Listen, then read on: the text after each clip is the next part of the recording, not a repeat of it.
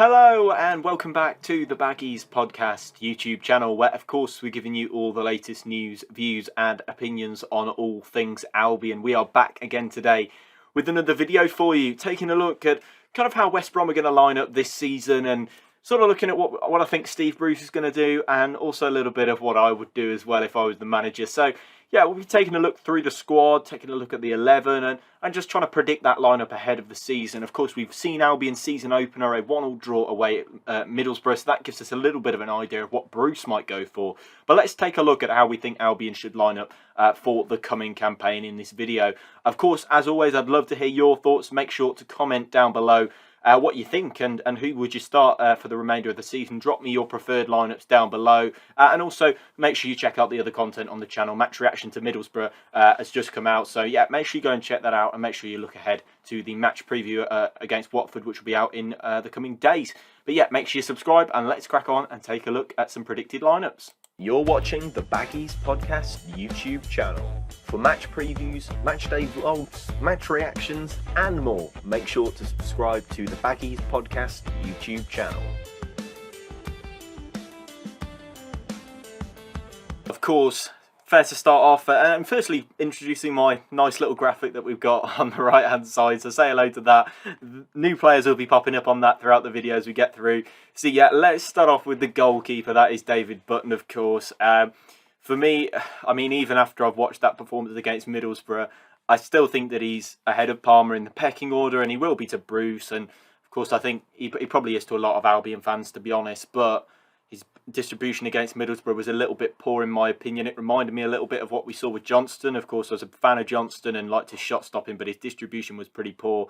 So yeah, I think what we saw from Button in that game was a little bit similar, but I think he's definitely got the #1 spot for the time being. Alex Palmer likely to get the cup game time. So yeah, in goal, I think it's definitely a case of starting David Button, and I wouldn't be surprised to see that throughout the season that isn't cup games, unless Palmer does something, you know, quite special in those. And I can't help but think that Palmer's distribution might be a little better. Of course, he did get an assist in his one of two games against for Luton Town, when I can't remember who he was playing against, but he just lobbed the ball through the centre of the pitch and they scored from it. So perhaps there might be a bit of room for Alex Palmer, but at the moment it's definitely going to be David Button starting in goal. Let's move into these full-back positions, starting with Darnell Furlong, who I think is going to be the main right-back. I think that's fair to assume, but there's no real cover for him. I think the way that he played against Middlesbrough, I thought he was pretty poor.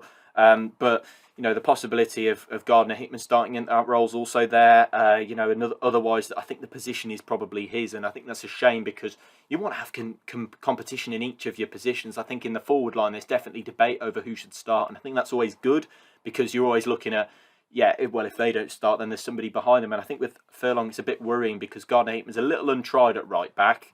Of course, very tried and tested at right wing back, but that's a step forward up the pitch. And can he handle being part of a four-man defence? I'm not sure.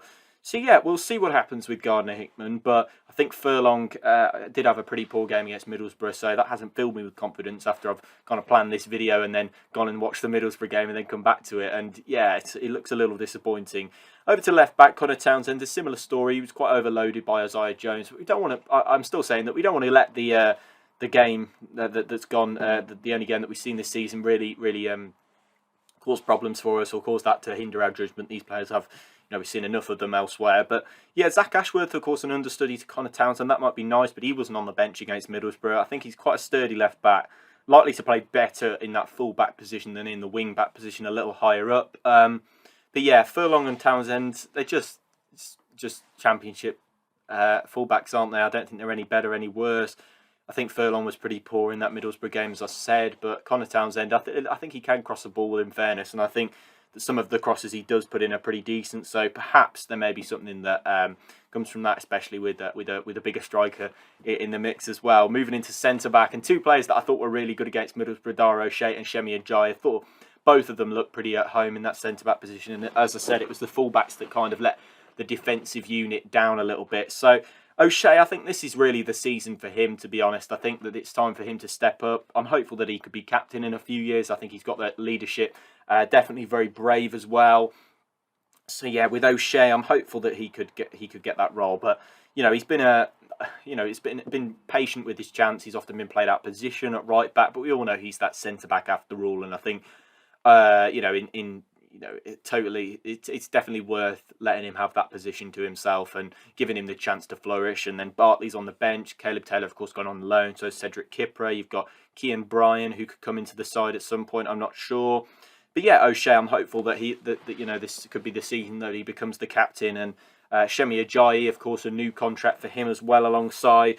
I think he's one of the better centre-backs that you can get at this level for, you think 1.5 million, what we paid, you'd probably have to pay probably between 5 and 10 million to get a similar standard player. So I think with Ajayi, I think you've got a centre-back that you can build around and one that can really bring a lot to the table for me, and I think he definitely starts. I think this is the back four in Bruce's eyes as well, so I think we're on the same page with that. It's where we might differ further up the pitch that I think me and Bruce might differ, but of course you can see the lineup on my right hand side, your left hand side.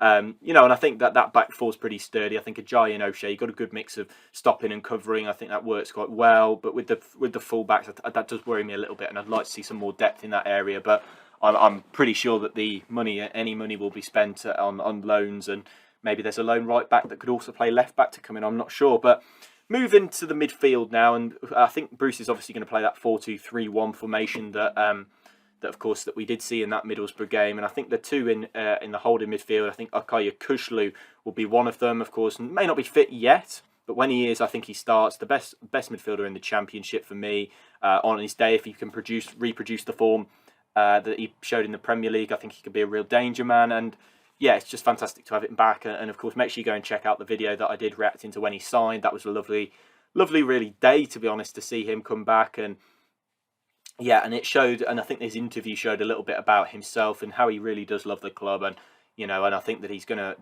really get on with things here. So yeah, looking forward to seeing Kushlu back in an Albion shirt. For me, he's nailed on to start. I think Livermore's behind him in the pecking order. They're too quite. They play a similar role in the midfield, but I think Kushlu does it much better. So I think in that respect, I think Kushlu should take that spot. And alongside him, I do like Malumbi. Everybody knows that, and I've put him in the lineup. I'd rather have him in than Moa. I think a load more legs, a load more energy to his game, even if that's not much, quality at the end of it. I think Moa has got quality on the ball, but I think there's no legs, there's no box-to-box energy. But I'd rather have Jason Malumbi in there because I think he does a really decent job at getting up and down the pitch, covers the wide areas quite well as well. As we saw, I think at times during the Middlesbrough game, he tried to get out there and help, maybe leaving the centre a little bit exposed. But I think that works quite nicely, and I think that Albion would work as a bit more balanced with Kushlu and Malumbi. I think Kushlu can carry the ball forwards, and hopefully Malumbi can, they can work it out between themselves in a bit of a double pivot role. And just ahead of them, John Swift, of course, ready to add that much-needed creativity, the first of the summer signings, the three that we've got so far. There's no competition for him at attacking midfielder. And yeah, I think Bruce knows that he's the starting centre forward in that position. And I think there's no real competition for him in centre attacking midfielder. So I think ultimately he sticks there.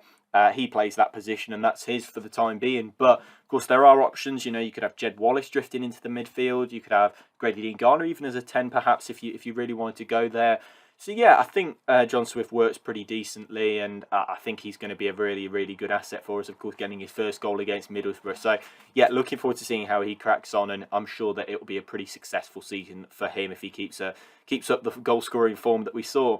Yeah, Grady Dean Garner I've put on the left wing. This is where I think me and Bruce may cross wires over who should be selected in Albion's team. I've put Grady Dean Garner. Steve Bruce would almost certainly put a Matt Phillips or maybe even Carlan Grant there. I think Grady Dean Garner has to start. I think the way that he can take the ball past players, he's had a really good summer. He's been in the gym, clearly. He's shown a really renewed vigour, and he really wants to get involved and really wants to take players on now. And I think that's all you need from him, really. He's got the ability to do it. And I think we're all rooting for him this season, and this is the time for him to shine and show what we can see from him. And yeah, I think this is, we saw a bit of it in pre-season, Hertha Berlin. I saw him get that assist and come straight off the bench and get straight involved in the game. So for me, Dean Garner starts. He starts at left midfield, which is where I think he is best. So yeah, I think that's where me and Bruce might differ. Of course, he went for Matt Phillips for a bit more of a conservative approach against Middlesbrough. Yeah, we'll see what he does, but I think we differ on that. But yeah, Dean Garner, I think he looks really, really fast, and especially when you're likely to dominate a game, you're playing one of the lower sides in the division. I think that you've got to start with Dean Garner because I think he just offers you so much more. On to Jed Wallace now, who's likely to start in that right midfield position. He did against Middlesbrough, got the assist as well. for John Swift's goal, the new lads combining with each other. Crossing, yeah, definitely a massive strong point of his. And yeah, he's the right sort of character as well, I think. You know, he seems like a real leader. I think Elias said when me and Elias Burke from The Athletic did our season preview podcast, check it out if you haven't already, of course. There was lots from him that we discussed, and he said that he's drawn comparisons among coaching staff to Chris Brunt, which I think is really interesting. And yeah, leadership mentality is something that we really need in the squad, and I think Jed Wallace definitely shows that. So yeah, Jed, I think he's destined for the right hand side. And moving on to striker. Daryl DK I've put in there. This is where me and Bruce may differ again. Of course, Karlan Grant up front as well is another option, and that's who Bruce went for against Middlesbrough. But when Daryl DK came on, you saw what an animal he is, what a different beast he is in comparison to strikers we've had in the past. And I think it's a shame for how things started with him with the injury, but I think he's ready for some goals. I think he's willing to prove himself. He's got the fire in his belly, and I think once he gets building up those minutes, those championship minutes, I think that he could be on to a winner. He's a big lad, of course, very muscular, so he's likely to pick up some injuries. That's why I believe we need a little bit of cover behind him, but ultimately I think Daryl DK's got it, and I think that he'll be a massive asset for us this season. So yeah, that's my starting 11. Feel free to pause and have a look at what we finished with. But that's how I feel Albion should line up this season with the players that they've currently got at their disposal. However, you know, when everybody's fully fit, of course, I think we may see something similar to that. But Bruce, of course, may, as I've discussed throughout the video, may have other ideas. But you also might have some other ideas. Let me know in the comments section your predicted or preferred lineups for the rest of the season. Drop your comments down below. Make sure you go and check out the match reaction to Middlesbrough. Subscribe if you're new. And that's about all we've got time for. And I'll see you in the next one. Goodbye.